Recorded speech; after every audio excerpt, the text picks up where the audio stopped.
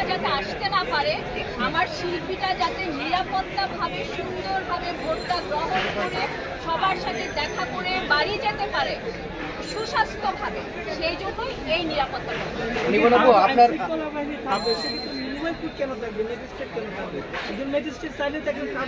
আমাদের কোনো ব্যাপার না, এখন মোবাইল কোড থাকছে, সেটা আসলে যেহেতু বারবার মিটিংটা হয়েছে আমাদের এমপি মহোদয়ের সাথে এবং নির্বাচন কমিশনের সাথে, আমার মনে হয় এই প্রশ্নের উত্তরটুকু ওনারা দিতে পারবে, কারণ এই ব্যাপারে আমাদের সাথে কোনো আসলে মিটিং হয়।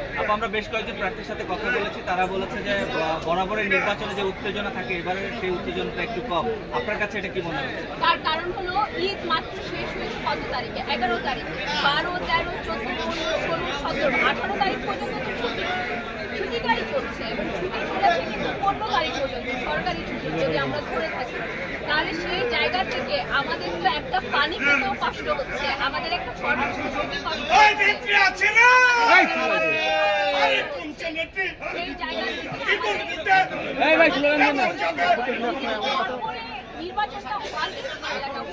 নিপুণাপু, আপনার পিছনে যিনি আছেন তাকে নিয়ে গত নির্বাচনে সমালোচনা হয়েছে আপনাকে নিয়ে, এবার আসলে দ্বন্দ্বটা মিশলো কিভাবে আপনাদের?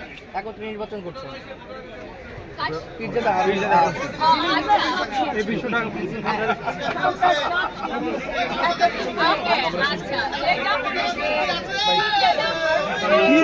এই ভাই চুপ করেন।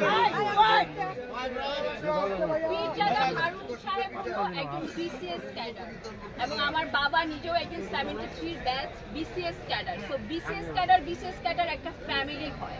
সো সেই জায়গা থেকে যতই বিতর্ক থাকুক, যা কিছুই থাকুক, দিন শেষে কিন্তু বিসিএস ক্যাডার ওনারা হয়ে যায় একটা ফ্যামিলি।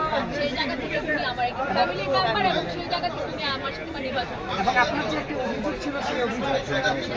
সেটা তো একজনের সেটা আমরা যখন কথা বলেছি আমরা সেটা ক্লিয়ার করেছি।